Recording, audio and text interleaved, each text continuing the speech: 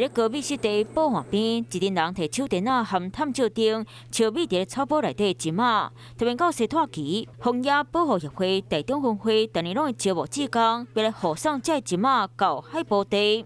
林林总总的因素，或者说河川的污染，可能就整个就会慢慢的灭绝。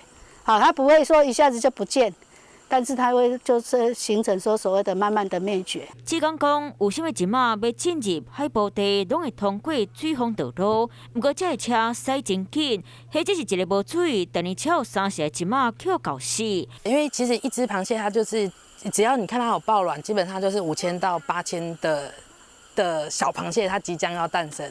保护协会讲，除了护送一马，嘛有政府相关单位埋头注重一马的生存环境。